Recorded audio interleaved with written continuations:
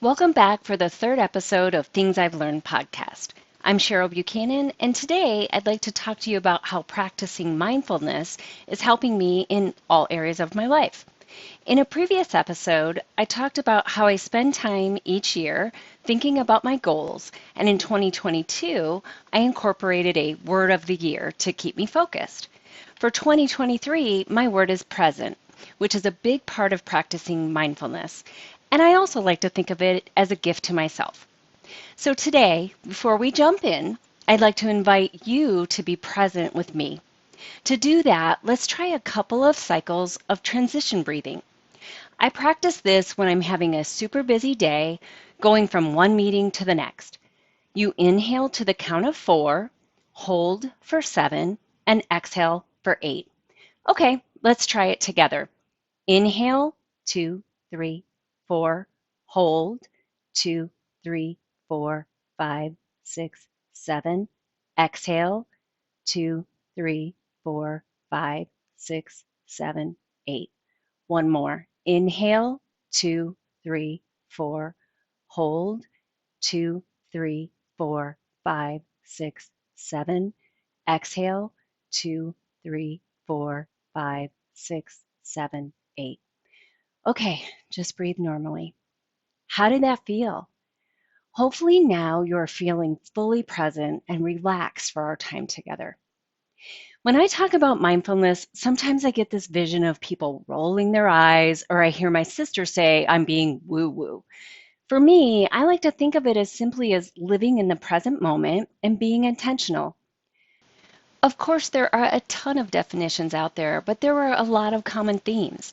For me, these three things resonate the most: intentional awareness and return to it again and again, attention to the present moment, focus on breath and simply observing thoughts, feelings, and sensations as they arise, attitude that is non judgmental, curious, and kind. These things to me sound lovely and a way that I would love to live my life. But how in the heck do you live a life where you are always aware, always present, and always kind? I mean, that sounds nice, but is that even possible? And we know that I'm working on perfectionist behaviors, so I need something that helps with that too. As I was starting my journey to get out of autopilot, I kept hearing about meditation. I had gone to a meditation class at a local yoga studio over 10 years ago. We were taking a big trip, and I thought it would help with relaxation. Well, although we did come out of that class with a mantra that I still remember to this day, which is, I am calm, relaxed, and at peace, we didn't leave with a warm, fuzzy feeling about meditation. The instructor was great, but I don't think this class was for beginners. He was having us picture the color blue and focus on it, filling your field of vision, and then he would move on to the next color, then the next. When he was on orange and I hadn't even figured out blue. So no, that first meditation class did not turn me into a meditator. My counselor suggested meditation and told me about an app called Insight Timer. It has a lot of free meditations that are only 5 minutes, and I thought, okay, I can try 5 minutes. Those first few meditations were the longest 5 minutes of my life. How was I supposed to sit still and breathe for 5 minutes with the goal of just being present in that moment? I tried sitting in a quiet place, but my thoughts would just go wild. I was thinking about everything and anything but my breath or the present moment.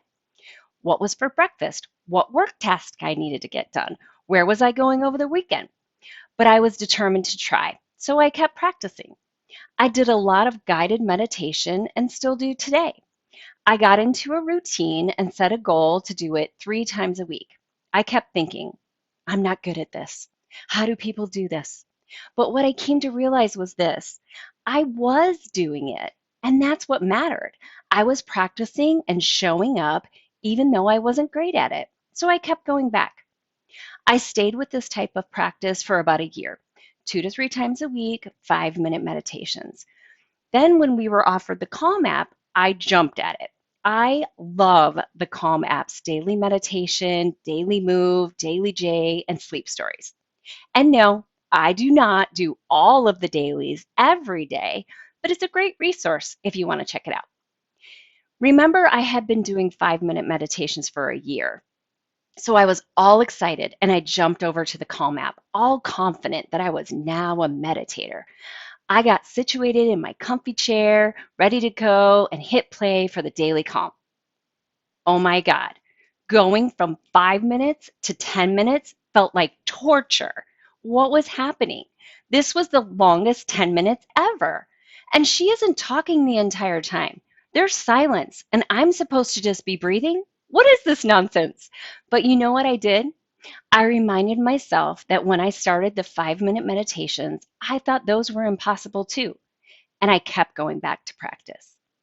I have a morning routine now and meditate pretty consistently 5 days a week, sometimes more, sometimes less, which is okay. After I get ready in the morning, before I start work, I write down my plan for the day, which includes one thing I'm grateful for and my intentions for the day. Then I spend 10 minutes meditating. So if you're thinking, this sounds nice, but I have no time for this, challenge that thought. Can you find 15 minutes in your morning to set yourself up for a good day ahead? What about 5 minutes? What about 5 minutes 3 times a week? Remind yourself it's not all or nothing. Even if you only do it once a week, you're practicing. I believe that we find time for what and who is important to us. And you, my friend, are important. What if instead of I don't have time, you said, I'm not a priority? How does that feel? Make the time for you. It's super easy to talk ourselves out of things, but when you break it down to 5, 10, or 15 minutes, it feels more doable. Along with meditation, I've been practicing gratitude.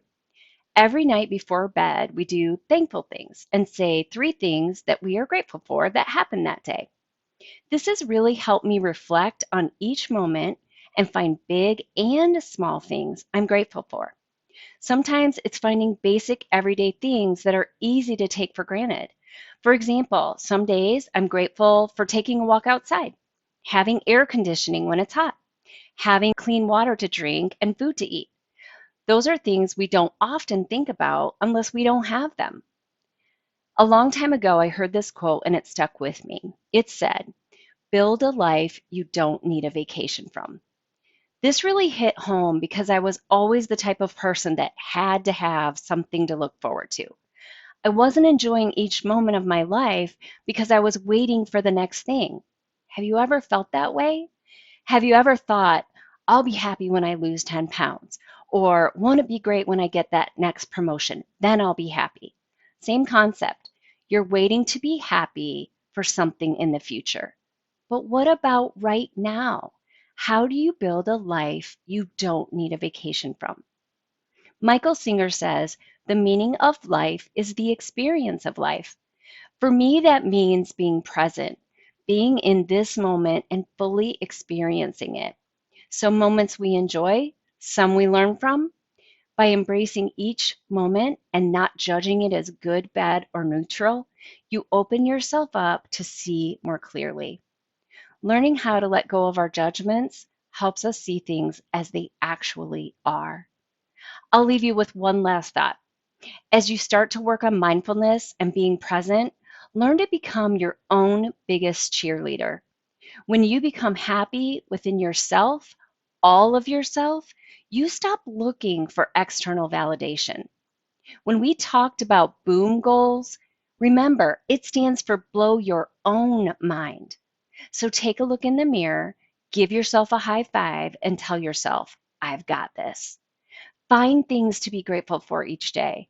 They're there, just waiting for you to notice. If you've been listening to the podcast series, you know my intention is to create a community within our group that is inspired to share, learn, and grow. I'd love to hear what you're learning or what topics you'd like to cover on future episodes. Send me a note or leave me a comment. In the next episode, I'll talk about finding joy in the journey. That's all for now. Thanks for listening and make it a great day.